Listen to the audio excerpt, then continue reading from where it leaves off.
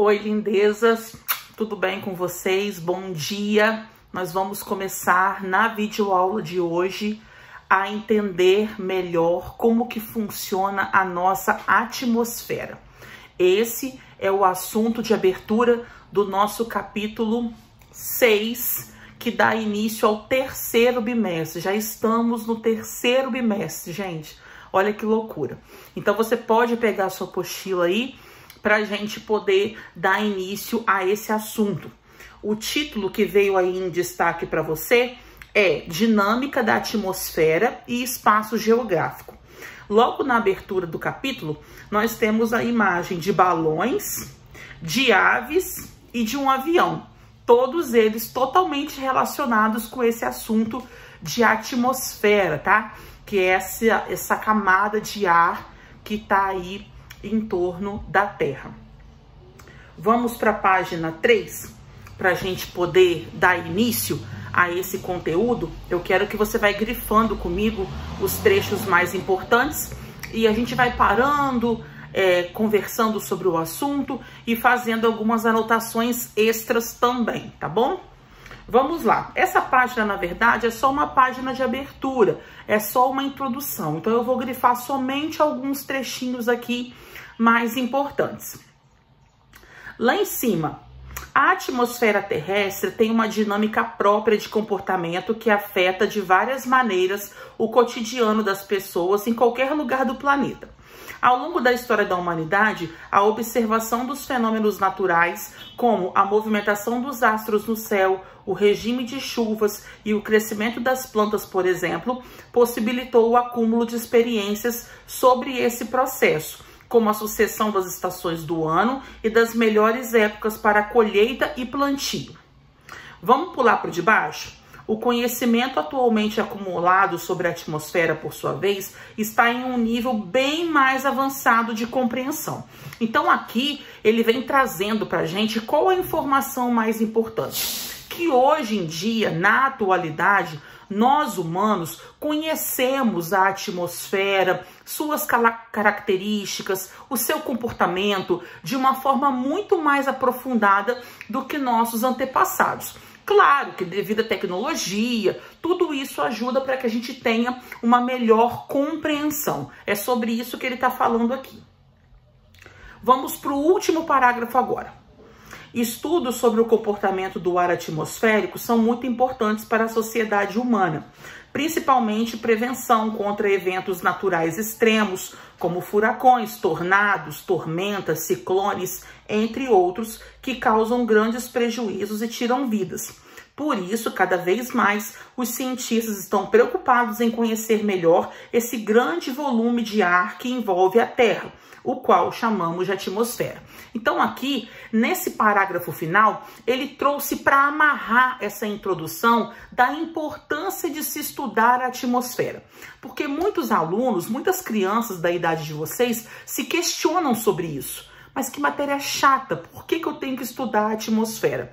Justamente porque você conhecendo a atmosfera, estudando o seu comportamento, fica muito mais fácil de prevenir e de ficar atento a mudanças no fenômeno da Terra, como a chegada de furacões, tornados, tormentas, que causam muitas mortes, muitos prejuízos para as famílias do mundo inteiro.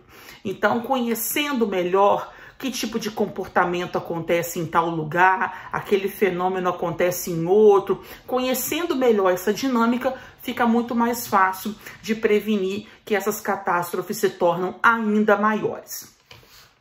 Vamos para a página 4 agora. Aqui ele vem falando para a gente da origem da atmosfera. Quando que essa grande camada de ar se formou? E uma informação muito importante, ele vai trazer isso mais explicado logo abaixo. A atmosfera de hoje, a composição de gases que formam a Terra hoje, não é a mesma atmosfera do passado. Muitas mudanças aconteceram no planeta e a atmosfera também passou por mudanças. Então, os mesmos gases que compõem a atmosfera na atualidade não é os mesmos que existiam lá atrás quando a atmosfera se formou. Tanto é que lá atrás, quando houve a formação da atmosfera, não existia vida na Terra, justamente porque os gases que compunham a atmosfera não permitiam a vida humana. Então houve essa transição, essa transformação na composição dos gases para que os humanos pudessem existir também, tá? Vamos lá falar um pouco mais sobre isso. Pode grifar. A atmosfera foi formada por meio do resfriamento da superfície terrestre, que ocorreu há cerca de 4,6 bilhões de anos. No fim desse processo, gases presos no interior do planeta foram liberados aos poucos para a superfície, enquanto o material pesado se acumulava no centro, onde hoje está o núcleo. Então, a atmosfera se formou mais ou menos no mesmo período em que houve a formação do planeta Terra. Mas, como eu já disse, a composição dos gases existentes lá era muito diferente. Vamos para o parágrafo de baixo? A atmosfera que se formou naquele momento tinha uma composição muito diferente da atual. Se respirássemos o ar que constituía, morreríamos asfixiados de modo instantâneo. Foram necessários diversos processos para que ela se chegasse à formação atual. O que contribuiu, então, para a atmosfera mudar sua composição, para que os gases fossem diferentes? Começaram a surgir as primeiras espécies de plantas. E aí as plantas realizam a fotossíntese, né? Você sabe que ela captura o gás carbônico e libera oxigênio. Então foi aos poucos que a composição do gás oxigênio foi aumentando e aí sim possibilitando vida na Terra. Então o surgimento das primeiras espécies vegetais na Terra foram fundamentais para mudar a composição da atmosfera. Ele vem falando um pouco mais sobre isso mais para baixo. Eu estou no mesmo parágrafo, só que mais para o final. O surgimento de seres vivos que realizam a fotossíntese, ou seja, que conseguem transformar gás carbônico em oxigênio, foi provavelmente o principal motor de transformação do ar tóxico que rodeava o planeta na atmosfera rica em oxigênio que conhecemos hoje. Então, aqui embaixo, nós temos uma ilustração que representa a paisagem terrestre há 2,5 bilhões de anos. Vamos embaixo da imagem e temos uma outra informação importante para você grifar. Diversos gases fazem parte da composição da atmosfera. Você tem que saber, tá? O nome desses gases e a porcentagem que compõe a atmosfera. Nitrogênio, 78%, oxigênio, 21%, que juntos representam quase sua totalidade, ou seja, 99%. E nós temos 1% que corresponde aos outros gases. E quais outros gases são esses? Tem uma tabelinha aí na sua página, grifa o nome deles. A porcentagem não precisa, nesse caso, só o nome. Argônio, dióxido de carbono, neônio, hélio, ozônio, hidrogênio, criptônio, xenônio e metano. Tenho que saber todos, tia, dessa tabela? Não, somente alguns. Vamos recapitular? A nossa atmosfera toda são 100% de gases, né? 100% é o total. E quais são os gases que formam esse total? 78% nitrogênio, 21% oxigênio. Se você somar esses dois, vai dar 99%. Para chegar a 100, falta 1%. Esse outro 1% é formado por quais gases? Tá aí na tabelinha que ele te deu. Ozônio, criptônio, metano, argônio. Você sabendo uns 2 ou 3 exemplos desse 1%, tá de boa, tá? Página 5. Vamos continuar falando sobre esse assunto lá em cima. Os números da tabela constituem-se na realidade de uma média, pois a composição atmosférica não é constante. Gente, entendam isso. A atmosfera de hoje é muito diferente da atmosfera do passado. Mas mesmo assim, na atualidade, ela sofre mudança. Eu vou te dar um exemplo.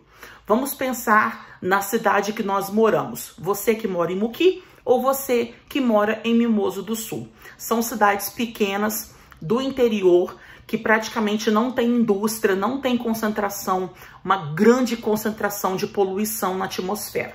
A composição de gases que existe aqui em Moki ou em Mimoso é muito diferente da composição de gases que existe, por exemplo, em São Paulo, que é uma cidade grande, industrializada, com um trânsito gigantesco. Lá a poluição atmosférica é muito maior.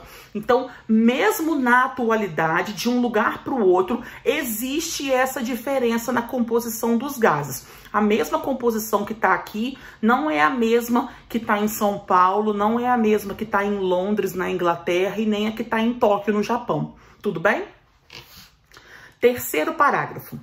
O ozônio é outro gás que, embora presente em pequena proporção, tem enorme importância para a vida.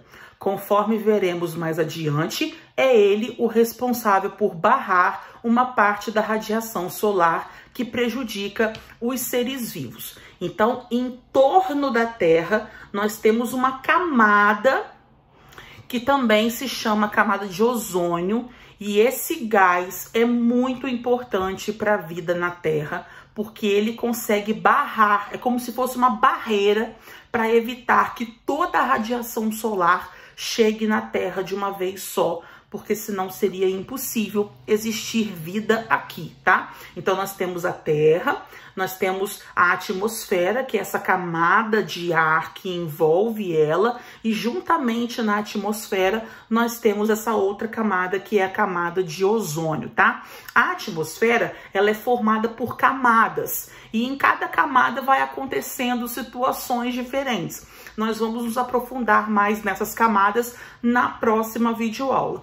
Eu acredito que você já deve ter visto ou ainda vai ver esse assunto também em ciências, porque ciências e geografia estão bastante relacionadas nesse contexto aí de atmosfera, de hidrosfera, as camadas que existem aí ao longo da atmosfera. Se você ainda não viu em ciências, vai ver em primeira mão comigo em geografia, mas é bem provável que esse assunto você também vai estudar com a tia Aline, tá bom? Beijo, a gente volta a se falar na próxima videoaula. Tchau, tchau!